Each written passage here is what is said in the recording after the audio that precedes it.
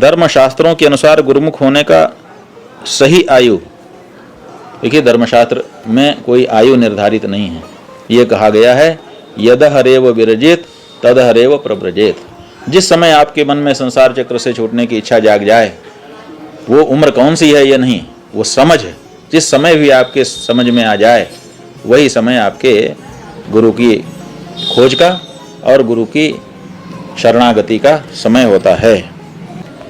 जो गुरु है वो कैसा होना चाहिए? क्या किसी भी ब्राह्मण या अल्पज्ञानी ब्राह्मण किंतु कुल गुरु से गुरुमुख होना सर्वथा फलदायी है? तो ये नहीं, कोई भी गुरु नहीं हो सकता। ये बताया है शाब्दे परे च निष्णातम ब्रह्मणि उपशमाश्रयम। जो गुरु है वो शब्द ब्रह्म में और पर ब्रह्म दोनों में निष्णात होना चाहिए। जो शब्द ब्रह्म माने वेद वेदांत का ज्ञान, जिसको शब्द ब्रह्म का ज्ञान है, शब्द ब्रह्म माने यही वेद वेदांत। तो जो वेद वेदांग वेदांत का जानकार है वो शब्द ब्रह्म का जानकार है, निष्णात है। और जिसने उस ज्ञान का आचरण करके अनुभव भी प्राप्त कर लिया है वो परब्रह्म का जानकार है। इसलिए शब्द का ज्ञानी और अनुभव का धनी गुरु होना चाहिए, ताकि वो अपने अनुभव से आपको कुछ बता सके। शब्द ब्रह्म परब्रह्म में निष्णात और ब्रह्मण उपशमाश्रय। उपशम माने जिसका चित्त शांत हो और जो व्यवहार में अधिक ना लगा रहता हो, व्यवहारों से जिसका नाता उतना ही हो कि जितनी जरूरत है उतना व्यवहार करता है, बाकी परमार्थ चिंतन करता है। ऐसा जो गुरु है वही उत्तम गुरु माना जाता है।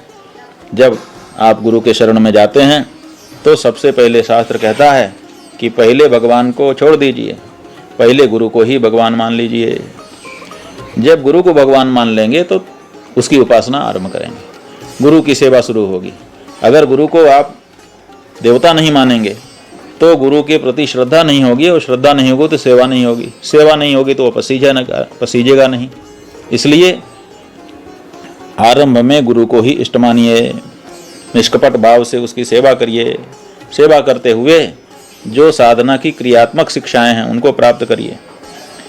उसके बाद फिर धीरे धीरे शरीर और शरीर के संबंधियों से कैसे अनासक्ति हो, उसके बाद भक्तों से प्रेम कैसे करें, और सब प्राणियों से व्यवहार का क्या तरीका है, आंतरिक और बाह्य शुद्धि कैसे बनाई रखी जा सकती है, और सर्वत्र प्रभु दर्शन कैसे किया जा सकता है, प्रारब्धवश जो कुछ उपलब्ध हो जाए उसी में कैसे संतुष्ट रहा जाए, और सब कुछ भगवान के चरणों में समर्पित करने के बाद मेरे अस्तित्व का क्या होगा इस बारे में स्पष्टता हो जाए।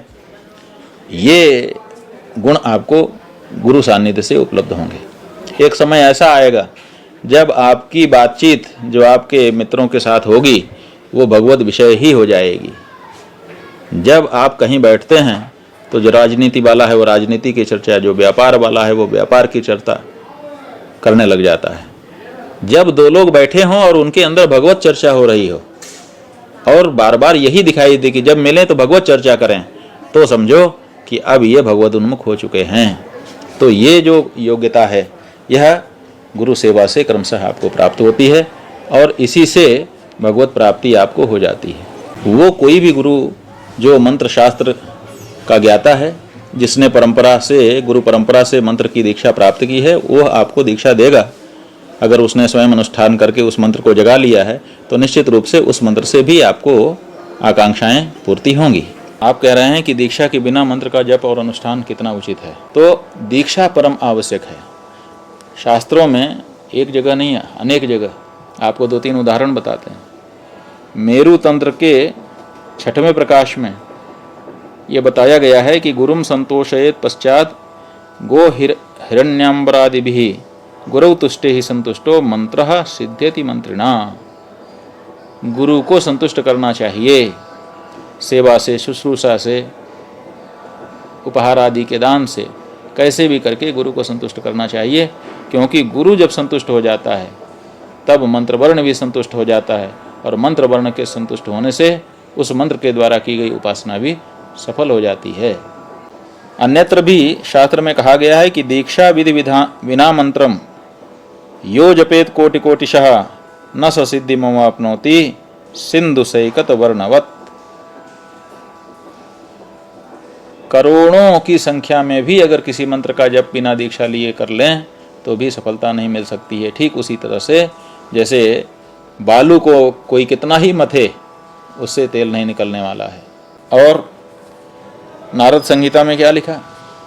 नारद संहिता में कहा, दीयते ज्ञान विज्ञानम क्षीयन्ते पापराशयः। गुरु केवल मंत्र नहीं देता है आपको, गुरु मंत्र देने के पहले आपके पापों को भस्म करता है। जब आप निष्पाप हो जाते हैं तब आपको मंत्र दीक्षा देता है।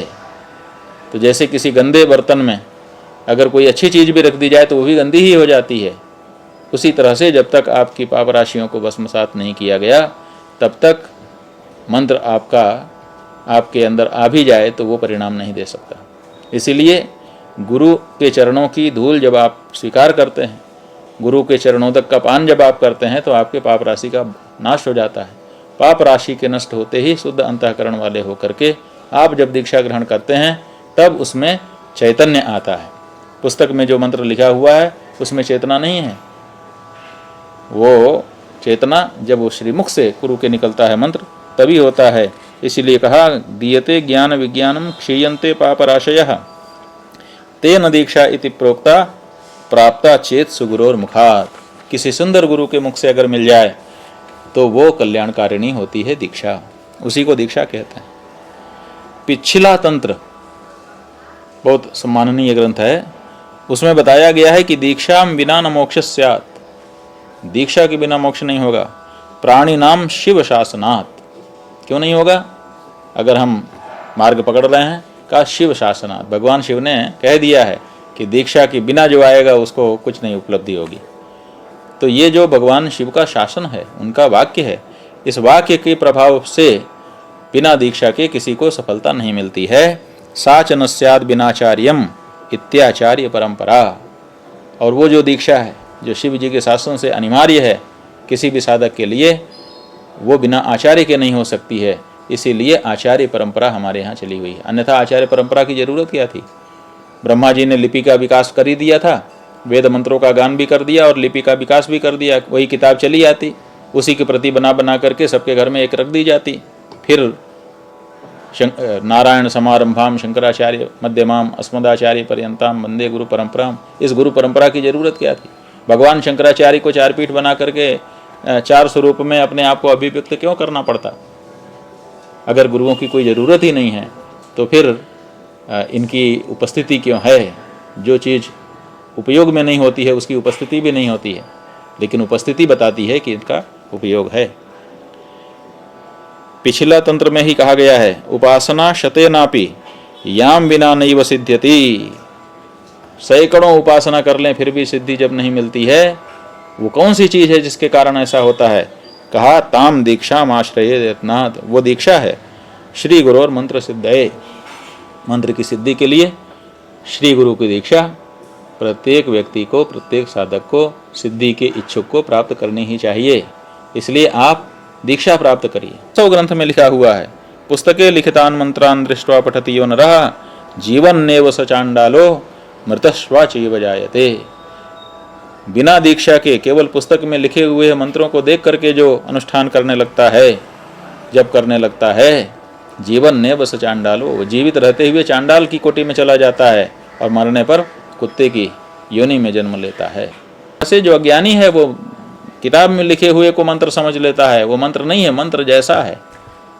मंत्र तो वही है जो गुरु के मुख से निकल कर शिष्य के कान में प्रवेश करता है। देखिए, मंत्र जो है वो मत्री गुप्त भाषण धातु से बना हुआ है। इसका मतलब है गोपनीय जो है उसी का नाम मंत्र है। यह बताया गया है राजनीति में कि षट कर्णो भिद्यते मंत्रः। 2 कान गुरु के, 2 कान चेले के, ये 4 कान तक तो ठीक है, लेकिन अगर कोई तीसरा व्यक्ति सुन ले, माने 6 कान अगर हो जाएंगे तो षट कर्णो भिद्यते मंत्रः। मंत्र जो है वो भिन्न हो जाता है, माने टुकड़े टुकड़े हो जाता है, उसके अंदर वो प्रवेश करने की शक्ति समाप्त हो जाती है, उसकी शक्ति में ह्रास हो जाता है। इसलिए मंत्र वो है जो गोपनीय है, जो गुरु के श्रीमुख से शिष्य के ऊपर कृपा करके प्राप्त होता है। सभी देवताओं के सहस्रनाम शास्त्रों में वर्णित हैं। सहस्रनामों में जो नाम आते हैं उन नामों को नमः पूर्वक बोलना, ये नामस्मरण है। अथवा संबोधन में बोलना, जैसे शिव नाम है तो शिवाय नमः कहना, या शिव शिव संबोधन में बोलना। जैसे राम नाम है तो रामाय नमः, या हे राम ऐसा कहना, ये नामोच्चारण है। इसलिए संबोधन विभक्ति में अथवा नमः लगा करके चतुर्थी विभक्ति में नाम का उच्चारण किया जा सकता है, उसमें दोष नहीं है। सब समय सोवत जागत, सोते हुए जागते हुए सब समय में नाम का जप होता है। लेकिन मंत्र के बारे में यह है कि जो गोपनीय हो, जिसको गुरु ने मंत्र के रूप में आपके कानों में उपदेश किया हो, उसको आप आसन पर बैठ करके शुद्ध होकर के जो विधि बताई गई है विनियोग संकल्प न्यास आदि करके तभी कर सकते हैं। तो गुरु के द्वारा जो आपको दिया गया, जिसका तंत्र शास्त्रों में मंत्र के रूप में वर्णन है, वो मंत्र है। ये गोपनीय होता है, एकांत में गुरु के द्वारा शिष्य को दिया जाता है। और नाम जो है वो इष्ट देवता का सहस्र नाम में वर्णित है। सहस्र नाम है, शत नाम हैं, त्रिशतियाँ हैं, अनेक नाम भगवान के होते हैं। तंत्र शास्त्रों में जिनका उल्लेख है और जिनका गुरु ने मंत्र के रूप में आपको उपदेश किया है वो मंत्र हैं। और जिनको संबोधन विभक्ति लगा करके अथवा नमः लगा करके चतुर्थी विभक्ति लगा करके स्मरण किया जाता है, और जिन नामों के चरित्रों का बहुधा ध्यान किया जाता है, चिंतन मनन किया जाता है, उनको नाम कहते हैं। इसलिए गुरु के द्वारा जब शब्दों का मंत्र का उच्चारण किया जाता है और शिष्य के कान में प्रवेश करता है तो अंदर जा कर के बड़ा बलवान होता है, बहुत परिणाम ला देता है। लेकिन अगर शिष्य उसको उच्चारण करके दूसरे को सुना दे तो फिर वो आम बात की तरह से हो जाता है, और निकल गई तो बात निकल जाती है। इसलिए मंत्रों को गोपनीय रखना कहा गया है। गोपनीय रखने में ही मंत्रों की शक्ति सुरक्षित रहती है। कि जपने की माला जो है वो उसके दाने समूचे होने चाहिए। अगर माला के अंदर एक भी दाना फूट गया, टूट गया या क्षतिग्रस्त हो गया तो वो पूरी की पूरा माला बेकार हो जाती है। फिर से उसको, उस दाने को निकाल के दूसरा दाना मिला करके फिर से गुथवा देना चाहिए। संख्या माला की सही होनी चाहिए, या तो 27, या तो 54, या तो 108। 27 नक्षत्र हैं। इन्हीं नक्षत्रों को, यही नक्षत्र बार बार घूमते रहते हैं जिससे सृष्टि चक्र चलता है। उसी को चौगुना करके जपने का, क्योंकि हर नक्षत्र का 4 चरण होता है। तो 4 चरण 27 × 4 = 108। 108 माला दाने की इसीलिए करी जाती है कि प्रत्येक नक्षत्र के प्रत्येक चरण से हम गिनती करते हैं। तो कोई भी नक्षत्र इस समय चल रहा हो, चाहे कोई ग्रह किसी नक्षत्र पर हो, हर ग्रह अलग अलग नक्षत्रों पर घूमते रहते हैं। हर समय सभी किसी न किसी नक्षत्र पर रहते हैं। वो नक्षत्र चक्र घूम रहा है। उस नक्षत्र चक्र में हमारा जो नक्षत्र है उससे हमको सहायता मिल रही है या विपरीत परिस्थिति मिल रही है। अब हम माला जपेंगे तो अगर हम प्रत्येक नक्षत्र के प्रत्येक चरण की एक एक माला घुमा देंगे तो हर नक्षत्र के हर चरण पर हमको सुविधा हो जाएगी, अनुकूलता बन जाएगी, हमारा हर समय सही हो जाएगा। इसलिए 108 दाने की माला लेकर के सामान्य रूप से लोग जप करते हैं। बहुत बड़ी माला नहीं है, आपको उतना उपलब्धि नहीं हो पाई 108 मन के थे, तो आप आधे माले की 54 दाना करके 2 बार जप दो। अगर उतना भी उपलब्धि नहीं हो पाई तो 27 दाने की माला बना लीजिए, 4 बार उसको कर दें। इसी 27 दाने को हमारे वैष्णव लोग सुमिरनी बनाए रहते हैं। तो उनके हाथ में सुमिरनी रहती है, हरदम जपते ही रहते हैं कि हर समय हम जपते रहें।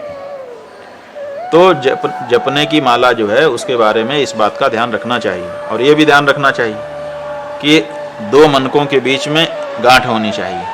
बिना गांठ की माला जो है वो अशुद्ध होती है, शुद्ध नहीं होती है। सुमेरु लगा होना चाहिए। जप के समय सुमेरु का उल्लंघन नहीं करना चाहिए। और माला जो है वो बिना प्रतिष्ठा के न तो धारण करनी चाहिए, न तो जपना चाहिए। बस बाजार से आई और धारण कर लिया, ऐसे नहीं। जपने की माला को धारण नहीं करना चाहिए और धारण करने की माला को जपना नहीं चाहिए। और कई लोग कहते हैं कि माला लेके जपना जरूरी है, बिना माला के बिना गिने हम जप नहीं कर सकते। क्यों नहीं कर सकते, करते ही हैं लोग। लेकिन बिना माला के जपा गया जो जप है वो आसुरी होता है, उसको असुर लोग ले लेते हैं। असुर लोगों को भी हमारा पुण्य मिल जाता है। जब हम गलत ढंग से कोई कार्य करते हैं तो उसका फल जो है वो असुरों को चला जाता है। जैसे हम भोजन कर रहे हैं, थाली में कौर को उठा करके मुंह में डालना है। अब हमने मुंह में डाला, तब तक 4 दाने गिर गए। वो जो 4 दाने गिर गए वो गिरने नहीं चाहिए थे, लेकिन गिर गए। गिर जाने से क्या हुआ, अब हमारे काम के नहीं रहे और देवता के काम की नहीं रहे। तब वो भूतों को चले जाएंगे। उसको आप फेंकेंगे, फेंकने के बाद उसको कौन खाता है आपको पता है? उसको चींटियाँ भी खा सकती हैं, उसको पक्षी भी खा सकते हैं, पशु भी खा सकता है, और दूसरे जो भूत प्रेत पिशाच बेताल हैं ये भी खा सकते, तो उनको चला जाता है। तो अगर हम ठीक से खाएं, एक भी अन्न का दाना न गिराएं तो एक नहीं मिलेगा उनको, तो वो भूखे मर जाएंगे, भागेंगे हमारे पास से कि इसके यहाँ तो खाना नहीं मिलता है, इसके यहाँ क्यों रहना है। भूत प्रेत को जब हम पोषण देंगे किसी चीज को, तभी ना हमारे आसपास रहेगा। जिसको हम पोषण ही नहीं देते वो हमारे आसपास क्यों रहेगा, वो हमको छोड़ के भागेगा। जब तक भंडारा चल रहा है तब तक मठ में जो है साधुओं की भरमार है। अगर भंडारा बंद हो जाए तो कहेंगे कि भूखे भजन न होई गोपाला, ले लो अपनी कंठी माला, अपनी कंठी माला लो, हम चले। तो इसी तरह से जो आसुरी शक्तियां हैं, आसुरी शक्तियां तभी तक हमारे आसपास रहती हैं जब तक हम उनको पोषण देते हैं। अगर हम विधान से सब काम करें, नहाना खाना सोना जो कुछ भी हमारा है, अगर उसको वेद में बताई गई विधि के अनुसार करें तो उनको कुछ नहीं मिलेगा, 4 अन्न का दाना भी नहीं मिलेगा। और नहीं तो 4 आपने गिराया, 4 आपके भाई ने गिराया, 4 आपकी पत्नी ने गिराया, हो गया ना 12। उसी तरह से और हो सकते हैं। तो उनके पेट भर खाने का तो हो ही जाता है, तो उनके पेट भर खाने का आप खुद ही दे रहे हो। तो आपके आसपास बने हुए हैं किनके यहाँ रॉ मटेरियल निकलता है, जिसके यहाँ से उनको संभावना है उसी के यहाँ तो आएंगे। इसलिए बढ़ गए हैं, क्योंकि आजकल यही हो रहा है, कोई विधि नहीं, कोई विधान नहीं, बस करते चले जाओ। तो आप जब करेंगे माला में बैठ करके नियमानुसार करेंगे तो वो पुण्य आपको, और जो आपने बिना माला के जप दिया वो असुरों को चला जाता है। इसलिए आप नाम स्मरण करें मन में, वो अलग बात है, भगवान के चरित्रों का स्मरण करें अलग बात है, लेकिन मंत्र का जप माला में और जो बताया गया विधान है उसी के अनुसार करना चाहिए।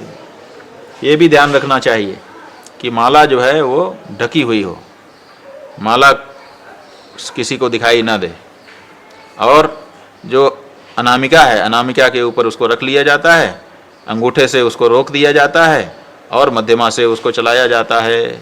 और ये जो तर्जनी है, ये तर्जनी करमाला में सुमेरु बनती है, इसलिए उसको अलग रखा जाता है।